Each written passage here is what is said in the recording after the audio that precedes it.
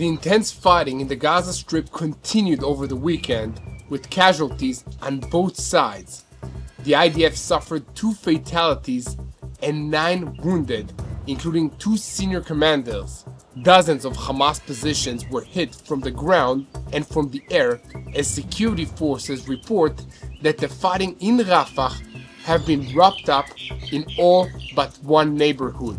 And meanwhile, interrogations of Hamas fighters who surrendered in Rafah resulted in the exposure of 1 kilometer-long tunnel. The tunnel was not just a dusty hole in the ground, but rather an advanced facility that includes living quarters, a kitchen, and escape shafts 25 meters underground. And meanwhile, the IDF eliminated senior terrorist Nasser Jumʿah, a commander in Hamas's rocket production headquarters. After this, the fighting intensified, leading to more casualties. While all of this kinetic activity continues, the negotiations for a long-term ceasefire also continued. Hamas is setting conditions while Israel is issuing ultimatums. The clock is ticking for both sides as the day for President Trump's arrival in the region draws closer. And ahead of this visit to Saudi Arabia, and against the backdrop of the American desire to reach an agreement, Hamas insists that the release of hostages will happen only with the end of the war. And meanwhile, talks are still being held, and the Qataris have returned to the negotiating table, but there is still no dramatic progress. There is also the matter of Gaza's worsening humanitarian crisis, as Israel has put forward a plan to increase and accelerate the distribution of aid in a way that will deny Hamas the opportunity to steal it. The aid distribution will be carried out by American companies in dedicated compounds that will be secured by the IDF. Boxes containing basic supplies for a week will arrive in the Strip from Ashdod port in Israel or from Jordan and will be given to every Gazan family that reaches the compound. That's the plan, but Israel still fears that Hamas will try to steal the supplies and steal them from the residents' homes after they've been picked up from the compounds. And meanwhile, contrary to reports, no truck carrying 75,000 liters of fuel entered the Gaza Strip.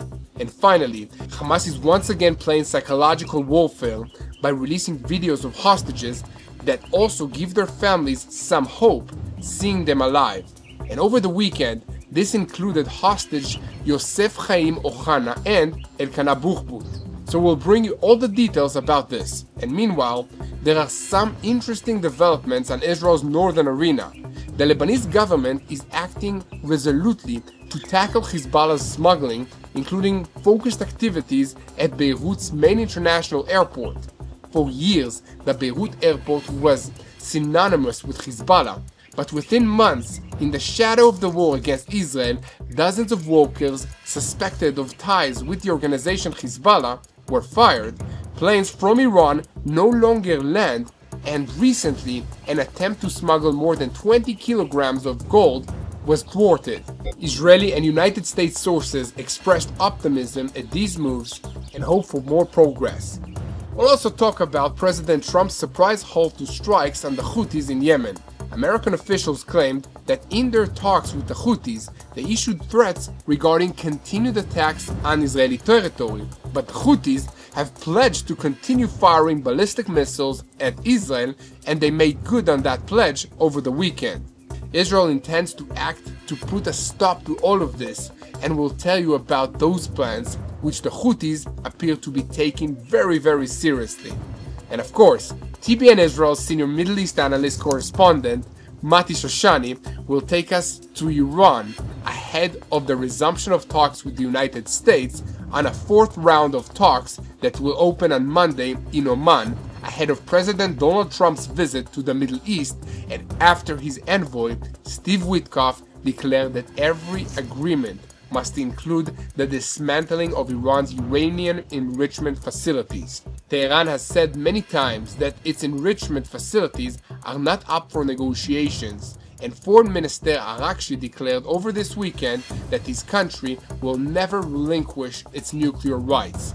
So we have a lot to talk about today, so let's dive into the details. I'm Yair Pinto, and this is your boots on the ground report about what is happening in Israel on day 583 of the war against Hamas, Hizbullah, the Houthis in Yemen, the Shia militias in Iraq, and all the other armed groups in this region who are taking their orders from Iran's Islamic Revolutionary Guards Corps, which is the head of the axis of evil in the Middle East. And a moment before we begin, I want to invite you to click on the subscribe button if you haven't already, so that you stay tuned to the truth in real time and never miss another episode of Boots on the Ground. Fierce battles took place over the weekend in the southern Gaza Strip, and this is according to the IDF spokesperson. The Israeli Air Force aircrafts struck 150 targets in Gaza over the last 3 days. At the same time, the IDF eliminated terrorists in Hamas rocket production headquarters. And overnight between Saturday and Sunday, an IDF airstrike in the Deir el-Balach area resulted in the elimination of Nasser Jumʿah, a commander in Hamas's rocket production staff. Jumʿah was a veteran terrorist in the staff and took an active part in the rocket manufacturing process for many years, but he won't be doing that any longer. And elsewhere, Division 143, the Gaza Division, continues to operate in the south of the Gaza Strip, and Division 252 in the north. During their activities, aircraft struck several terrorists who tried to plant explosive devices near our forces, as well as a Hamas weapons storehouse and a building in which several terrorists who had fired at our forces were located. And in the northern sector of the Gaza Strip, the IDF forces eliminated 2 armed terrorists who moved toward the forces and posed a threat to them. And in addition, forces of Division 36 operated in the Rafah area and along the Morag corridor, and they struck a booby-trapped building in which several terrorists who threatened our forces were operating. Gaza Division forces operating in the south of the Strip also destroyed terror infrastructures above and below the ground, while information obtained from the interrogation of 2 Hamas operatives who surrendered in Rafah led to this week to the exposure of 1 kilometer-long underground tail tunnel. The IDF and the Shin Bet released details of the situation on Friday evening, announcing that 2 terrorists who surrendered to the IDF forces quickly began talking about Hamas operation in that area, including the existence of this tunnel which ran underneath the Sabora area of Rafah. And based on the intelligence special forces of the Yahalom combat engineering unit that arrived at the site and began a tunnel search operation, they quickly discovered an entrance to the shaft under a civilian residential area. The tunnel was found to stretch for roughly 1 kilometer and at a depth of about 25 meters below the ground. It included special blast doors meant to protect against explosions and several exit shafts that allowed terrorists to move without being exposed. According to the IDF and the Shin Bet assessments, the complex served as an operational base for Sinu Hamas terrorists in the area, and the Yahalom forces decided to demolish the entire complex. So simultaneously raids were conducted on additional terror infrastructures in that area, and weapons and military equipment were also seized and destroyed. So guys, here at TBN Israel, we will continue to report on every Israeli military activity to bring you the full truth about what's happening in Israel. And as always, we ask you to help us spread the truth, subscribe to this YouTube channel, and share our video. Ahead of US President Donald Trump's visit to Saudi Arabia, and against the American desire to reach a ceasefire agreement, Hamas insists the release of hostages will happen only with the end of the war. Hamas has signaled to the mediators and to the United States administrations that it wants negotiations, but only on its own terms. On Saturday evening, the terms were repeated once again, and that include a cessation of the war that they started, no disarmament, and a full IDF withdrawal from the Gaza Strip. Talks are still ongoing, and the Qataris have returned to the negotiating table after it was revealed that they had torpedoed the contacts in recent weeks. Now, Egypt and Qatar are trying to push for a move to reach an understanding, but it seems hopeless in the 2 or 3 days that are left until President Donald Trump arrives in the Middle East. Hamas is also using the hostage videos to halt the IDF's expansion of the fighting in the Gaza Strip, signaling that an expansion of the fighting will harm the hostages. Otherwise, there is no dramatic progress in the context. As I know, Israel has set an ultimatum that if no breakthrough or understandings are reached by the end of Trump's visit to the Middle East, the IDF will significantly expand the fighting in the Gaza Strip. And for their part, Hamas is playing the hostage card to try and extract the maximum advantage. So about a month and a half after a joint video of them was released, Hamas circulated another sign of life from the hostages Yosef Chaim Ochana and Elkanah Buchbut. They both have been in captivity for 582 days after being abducted on the 7th of October from the Nova Music Festival party. So just to remind you, 59 hostages are still held in the Gaza Strip according to Israel. 24 of them are on the list of living hostages, with grave concerns for the lives of 3 of them. Israel is committed to doing everything to free them and to ensure that every person who took part in committing these atrocities paid the full price for their actions. In related news, after more than 2 months in which no significant humanitarian aid entered the Gaza Strip, and following the official announcement by the United States Ambassador to Israel, Mike Huckabee, on Friday about launching a new humanitarian aid process for Gaza, Israeli security sources assessed that the complex move will be implemented in about 2 weeks. Israel is forming the assessment that a combination of 2 moves of deepening the ground military activity in the Gaza Strip, together with a controlled distribution of humanitarian aid not through Hamas, may create a combined effect that will advance the war's objectives. This stems from a view that damaging Hamas's military capabilities while severing its connection to the civilian population will weaken its position in the Gaza Strip. And on that note, the IDF vehemently denies a report which has already sparked wide political reactions that a fuel truck containing about 75,000 liters entered the Gaza Strip over the weekend.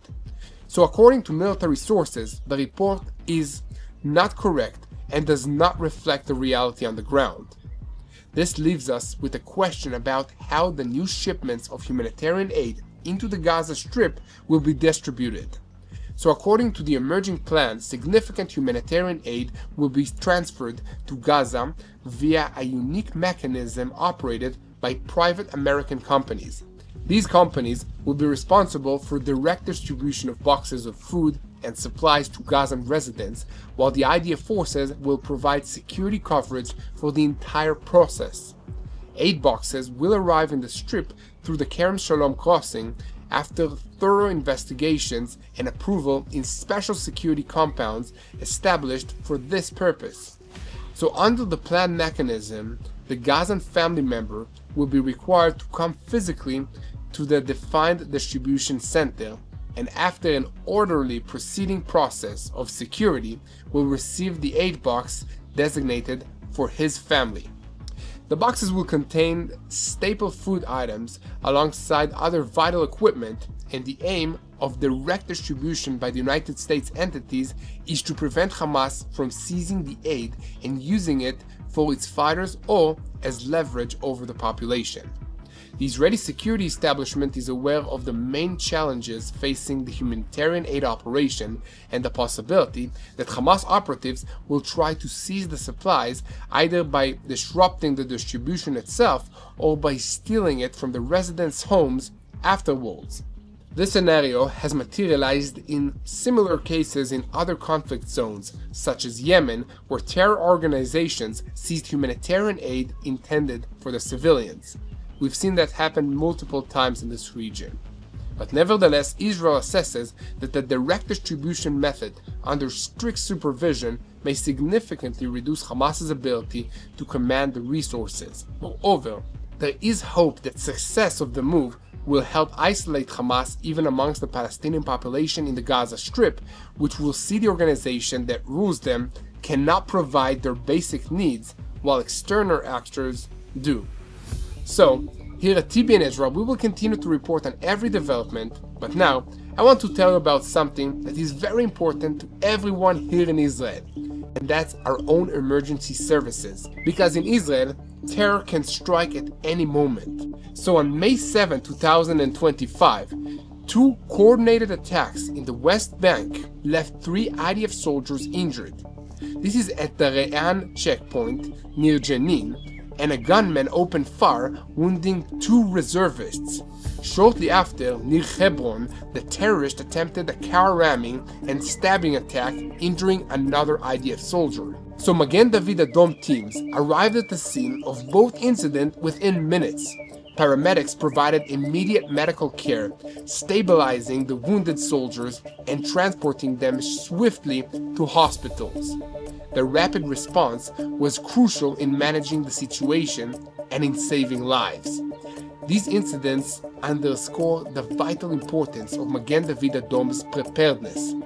In emergencies, every second counts, and their ability to respond effectively depends on having the necessary equipment, the ambulances, the trained personnel, and for that, they need your help. Your support is essential because Magen David Adom operates entirely on donations.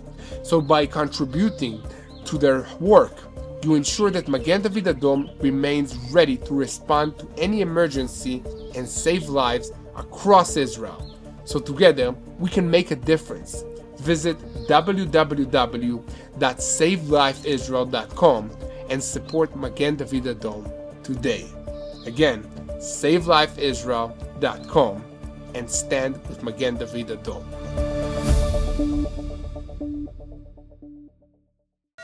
Now getting back to the news and switching our focus to the northern arena, a report over the weekend in the Wall Street Journal news portal included a statement by American and Israeli military officials expressing satisfaction with the Lebanese government's actions to reduce Hizbullah's control of the Rafik Hariri International Airport in Beirut, which is located in the densely populated area of South Beirut, largely controlled by Hizbullah.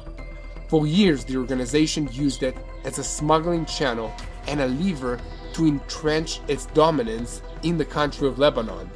Now the new Lebanese government is trying to take it back.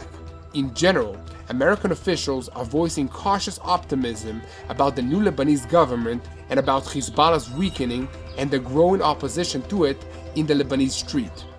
The Wall Street Journal report noted that the focused move at Beirut's airport is part of a broader effort to limit the influence of the Hezbollah terrorist organization and cut it off from its revenue streams. Lebanese Prime Minister Nawaf Salam told the paper in an interview that you can feel the difference. For the first time in Lebanon's history, we are improving our handling of smuggling. For instance, a senior Lebanese security official quoted in the report said that Lebanese security forces recently foiled an attempt to smuggle more than 22.5 kilograms of gold to Hezbollah through the airport. Elsewhere, Hezbollah operatives reportedly admit that they encountered new difficulties in using this gateway to bring money into the country of Lebanon. This is stalling their efforts to rebuild their military power, restore their presence to villages in southern Lebanon, and care for their fighters who were wounded in this war. So guys, here at TBN Israel, we will continue to report on every development in the northern sector. And as always, we ask you to help us, share and follow us. And if you haven't already, please click that subscribe button on TBN Israel YouTube channel and never miss another episode of Boots on the Ground. Now we go to TBN Israel senior Middle East analyst Mati Shoshani, who will take us through the latest developments in our neighborhood, including questions about Washington's new red lines in nuclear negotiations with Iran, President Trump's ceasefire with the Houthis, and the 4th round of negotiations with Hamas. Does all of this herald a breakthrough that will leave Israel alone against Iran and the Houthi threats, or rather an inevitable regional escalation into more violence? Mati, let us know what's happening.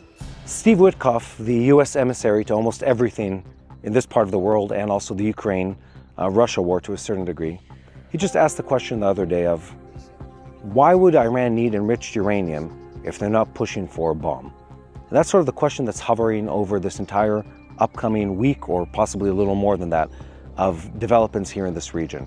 Now, to remind you, it has been a jam-packed season here with many, many quick-moving events. And just to recap quickly on what's happened in the last week or so, the Houthis have been declared to be defeated by the US, and if you ask them, they'll say something entirely different. President Trump is about to hit this region to come on a series of meetings that are going to take place with the Saudis, with the Emiratis, and with the Qataris, but importantly and notably, not with Israel. And then on top of that, we have the Iranian issue. The Iranians this weekend didn't show up. They canceled the expected negotiations that were supposed to take place, but they are expected to come next weekend. And what's notable, what's worth tracking on this negotiation, is that the Iranians are now pushing for a more, let's call it a gentler line against the US, but the US is pushing a much harder line against the Iranians, stating a very obvious question of, well, why would we allow you to maintain enriched uranium if you're not pushing for a bomb? They've offered multiple methods to resolve this question, this issue with the Iranians, and the Iranians so far haven't come to the table. But I think things are different now, and let me try to explain that. You could say what you want to say, and I have a lot to say on this topic, about how the US ended its campaign against the Houthis in Yemen. And to remind you, it didn't really end. President Trump comes out with this very bold statement saying he'll accept the Houthis' desire for a ceasefire agreement. And they took a lot of fire, they were very brave in fighting against the US, and now we're moving to a ceasefire. The Houthis don't miss a beat.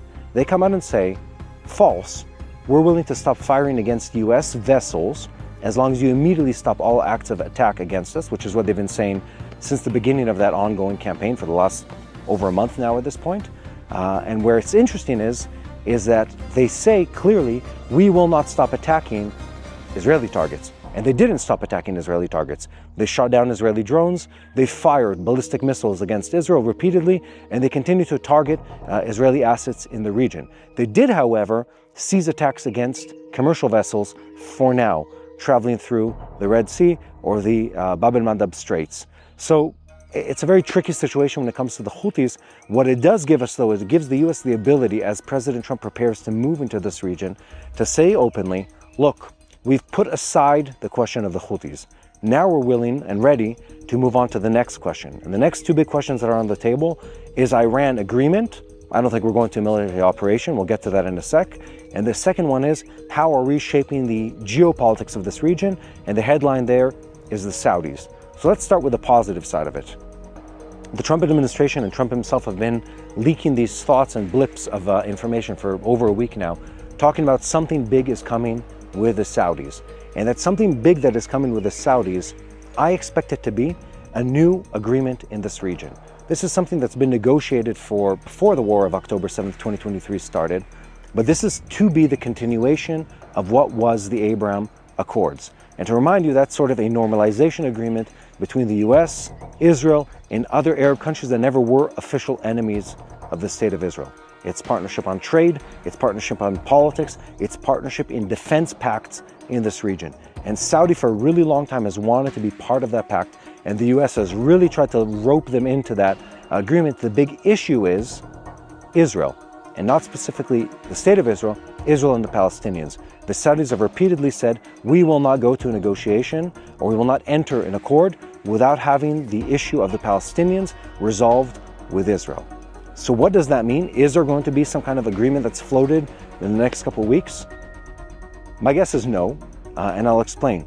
President Trump isn't planned to arrive to Israel. What we're expecting is there to be a declaration of some kind of intent and some kind of an agreement that includes the Saudis. I think it might possibly also go as far as to affect what will be happening in the Gaza Strip, as in Saudi and several other countries, the Qataris and the UAE might be part of an agreement or a pact group to rebuild the Gaza Strip, and in turn to try to restabilize the situation with the Palestinian Authority, and then they can present that as, here's a win where we stabilize, we reshape, we rebuild the stature, the position of the Palestinian Authority when it comes to Israel, and that's enough for the Saudis to move on to a greater regional agreement. Now, why is that important? That's important because that agreement, the situation, the relationship between the Saudis and Israel and the Palestinians, that allows the US to move on to step 2, which is finishing the Iranian deal.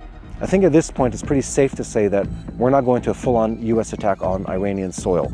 That doesn't seem to be happening. That window is still open, but the Trump administration has been talking again and again and again about a desire to reach an agreement and not to attack.